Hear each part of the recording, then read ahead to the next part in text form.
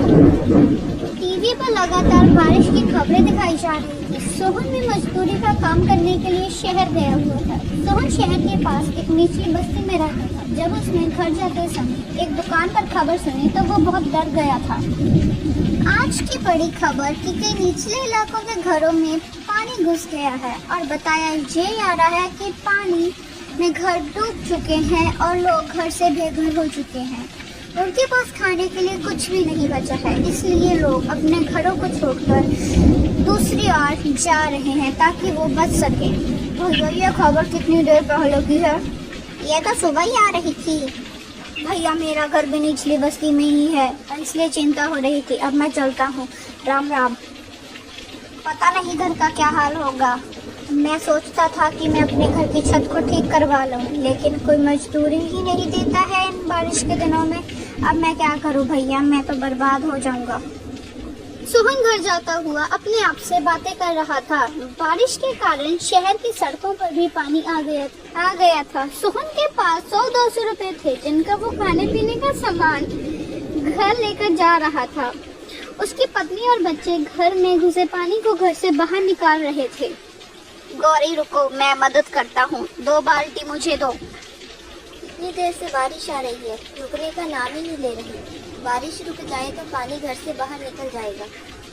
तुम चिंता मत करो गौरी, अब तो रात का समय है। हम कल सुबह ही शहर चले जाएंगे। वह दोनों लगातार पानी निकालने का प्रयास करते हैं। थोड़ी देर बाद बारिश रुक जाती है। माँ बापू, बारिश रुक गई।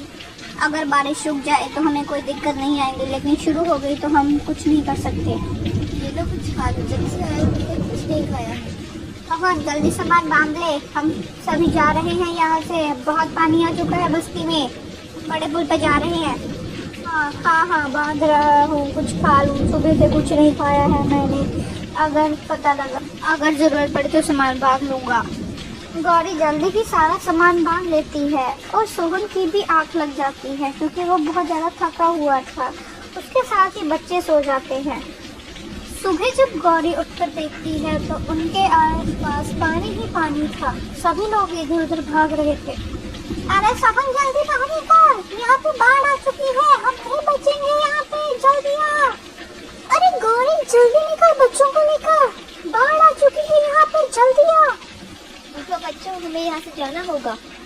गाड़ी सारा सामान तो भेज चुके हैं, अभी कुछ भी लेके जाना खतरे से खाली नहीं। तुम जल्दी से गीता का पकड़ो, मैं बिट्टू को पकड़ता हूँ। जैसे ही सोहन बिट्टू को पकड़ने के लिए जाता है तभी घर की छत गिर जाती है और घर की छत का टुकड़ा बिट्टू को लग जाता है, जिसके कारण उसके सिर से खून निकलने लग जाता है। तभी गौरी रोने लग जाती है। सोनू जी कुछ करो, बिट्टू के सिर से बहुत खून बह रहा है, वो आंखें भी नहीं खोल रहा। घबराओ मत गौरी, मैं कुछ करता हूँ। तभी सोहन वहाँ से चले जाता है और इधर उधर मदद मांगने लग जाता है। भैया जी अगर आप रामपुर जा रहे हैं तो किसी डॉक्टर को भेज देना, आपकी बड़ी मेहरबानी होगी। भैया जी तुम्हें यहाँ कोई डॉक्टर नहीं मिलेगा, ये निचला इलाका है, यहाँ कोई डॉक्टर नहीं आता। भैया जी यहाँ पर आपको कोई डॉक्टर नहीं मिलेगा, आप पुल तक पहुँच जाइए, क्या पता आपको कोई मदद मिल जाए। हाँ ये ठीक है, क्या पता कोई मदद मिल जाए। भगवान मेरे बच्चे की रक्षा करना।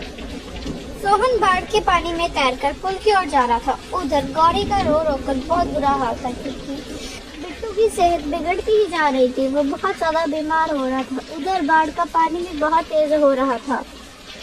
कहाँ रह गए आप, जल्दी आओ, बिट्टू बहुत बीमार है, उसे बहुत तेज बुखार आया है। हे भगवान मुझे जल्दी से भेज दो ना। मेरे बच्चे आंखें खोल, क्या हुआ तुझे? सोहन किसी तरह पुल तक पहुँचता है। उधर भी भागदौड़ लगी हुई थी। भैया यहाँ पे कोई डॉक्टर मिलेगा? अरे नहीं भाई, इस बारिश में हमारी कोई मदद नहीं करने वाला है, कोई डॉक्टर नहीं मिलेगा। हम गरीबों को कोई नहीं पूछता है यहाँ पे, तुम्हें भी यहाँ कोई नहीं मिलेगा। कहीं भी कोई डॉक्टर नहीं दिख रहा है। भगवान मेरी मदद करो, रक्षा करो, अब तुम ही हो। तभी डॉक्टर वहाँ मोहन को रोते हुए देख रहा था। आशा तुम बच्चों को लेकर कहीं दूर चले जाओ, मैं उस पिता के साथ जा रहा हूँ क्योंकि उसका बच्चा बहुत बीमार है।